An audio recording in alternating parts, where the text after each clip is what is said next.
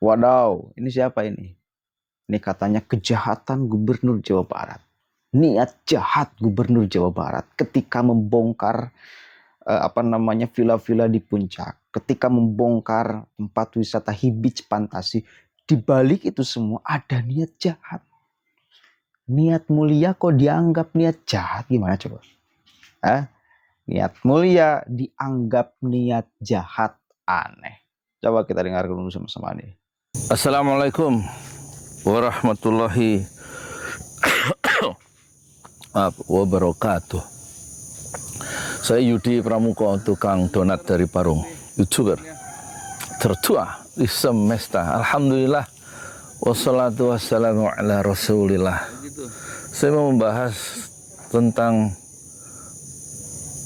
kemungkinan adanya niat jahat Gubernur Jawa Barat Deddy Mulyadi menggusur pesantren agrokultural ya, markas syariah di Megamendung ya. Dan dia mulai dari menghabiskan villa-villa yang katanya melanggar aturan, nanti akan merayap ke bawah ke pesantren Habib Rizik Syihab. Kemungkinan ya. Dan saya akan jelaskan posisi saya. Saya tidak kenal Deddy Mulyadi kecuali di YouTube-nya KDM yang saya cintai. Saya selalu ikuti sebelum dia jadi gubernur ya. Menarik ya. Hadiah-hadiah yang dia berikan untuk menolong masyarakat kecil. Dan saya pada posisi sebagai YouTuber, saya mencintai Deddy Mulyadi sebagai seorang konten kreator yang bermanfaat ya, sangat bermanfaat untuk rakyat kecil ya. Terus yang berikutnya, apakah saya kenal Habib Rizik Syihab? Tidak. Tapi saya pernah video call satu kali. Salah seorang donatur Masjid 6 Syuhada, nggak usah saya sebutkan namanya, tapi dia menginfakkan atap lantai kedua Masjid 6 Syuhada senilai 26 juta dalam bentuk barang jadi, ngirim tukang dan sampai selesai rangka bajanya itu ukuran 7 kali 7 kali 13. Dan saya sekarang bikin video itu dalam rangka mencari dana 200 juta lagi masjid wakaf 6 Syuhada itu jadi, sudah habis 800 juta ya. Silakan penonton Bapak Ibu kakak adik untuk menginfakkan 200 juta untuk membangun masjid. Kata Rasulullah, man bana masjidan lillah banallahu lahu fil jannah mithlah. Siapa yang membangun masjid untuk Allah, siapa yang membangun masjid karena Allah, maka Allah membangunnya sebuah rumah di surga. Silakan transfer ya, 200 juta atau 1 juta juga nggak apa-apa ke BSI 1012656781 Bank Syariah Indonesia. WA-nya ini dikonfirmasikan ya ke 0812 0812 ya 1200 6145. Apakah saya kenal Habib Rizik? Tidak. Tapi salah donatur yang tadi itu nelpon ke saya. Ente pernah ngobrol sama Habib Rizik? Wah, boro-boro siapa saya tukang donat ketemu orang besar Habib Rizik. Coba ente iniin matiin lihat ini ya, video call. Begitu saya pencet keluar wajah Habib Rizik Syihab. Tentu saya gemeter ya, karena siapalah saya kan. Intinya Habib Rizik Syihab, rupanya kawan saya tadi donatur ada di rumah Habib Rizik Syihab, dan berdua mereka sedang silaturahmi, dan kemudian Habib Rizik saya dikasih akses untuk ngobrol langsung video call antara Petamburan dan Parung.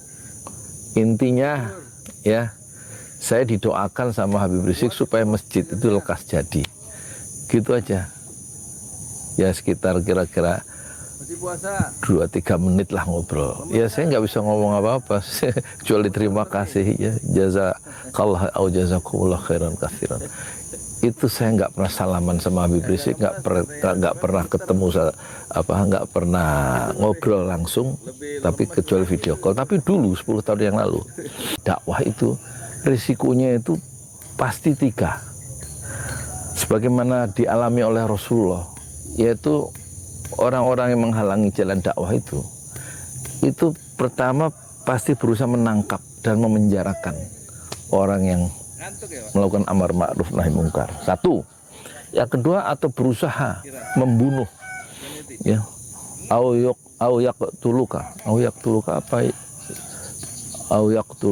Atau mengusirmu, ya Muhammad. 3 itu, memenjarakan, membunuh, dan mengusir. Dan 3-tiganya dialami oleh Habib Rizik.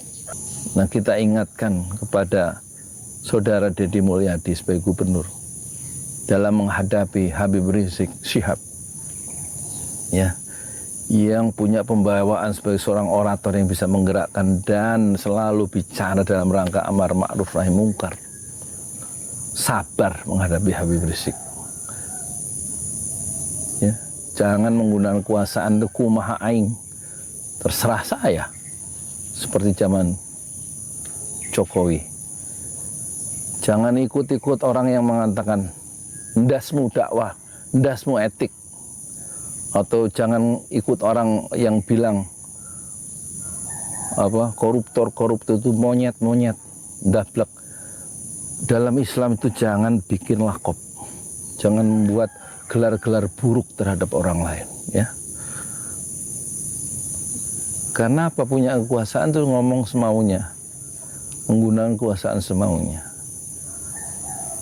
Dalam konteks apa? Kemungkinan direbutnya atau digusurnya pesantren atau markas syariah atau pesantren agrokultural, ya, Habib Rizik di Megamendung, yang alasannya itu berada di tanah PTPN 8. Iya, memang diakui oleh Habib Rizik tanah PTPN 8 itu yang 30.000 hektar itu, ya kan? 30.000 hektar.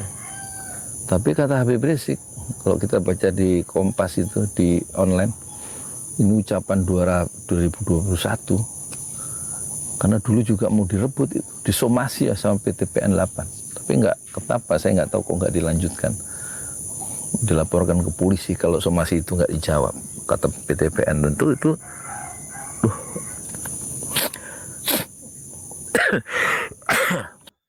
Oke. Orang Kang Deddy, Gubernur Jawa Barat, ketika membereskan Puncak itu nggak ada niat jahat, kalem aja. Niatnya baik kok, mulia untuk nolong masyarakat, ya, untuk mencegah nih banjir. Kan semua berbicara itu sekarang. Siapa yang membenarkan? Dalil yang membenarkan ada pengalih fungsian hutan secara ugal-ugalan. Siapa yang membenarkan itu sekarang? Nggak ada, Pak.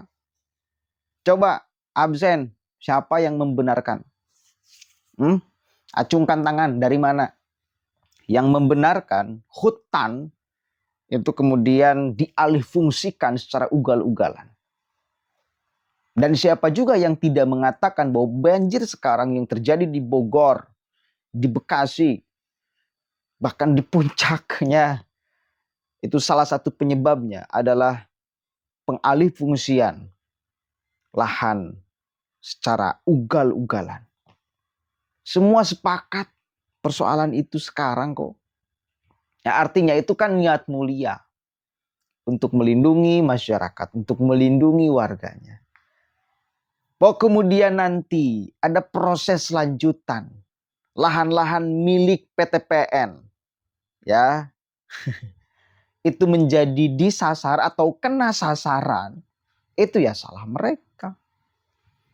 Ya, kalau ada lembaga di sana yang mencaplok tanah PTPN, tanah negara, yang mesti menjadi tanah resapan ini menjadi tanah yang penuh dengan bangunan, ini juga harus dibereskan.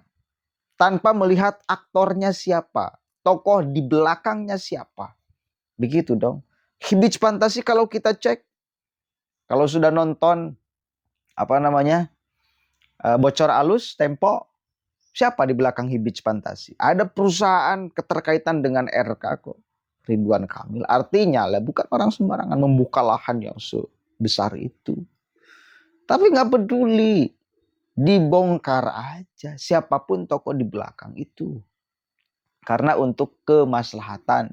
Untuk penyelamatan masyarakat. Dan penuh kan, full kan dukungan masyarakat terhadap pembongkaran itu ya.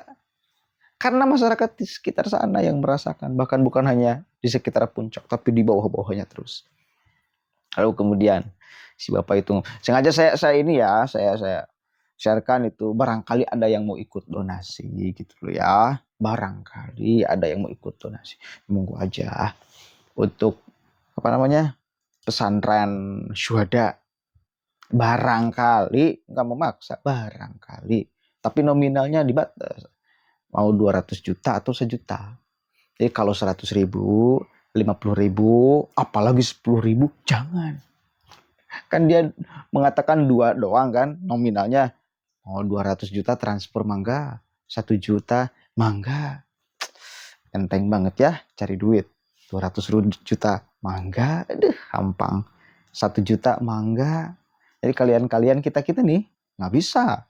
Mungkin kalau cuma nyumbang 10 ribu, 20 ribu, 5 ribu apalagi. 1.000 apalagi.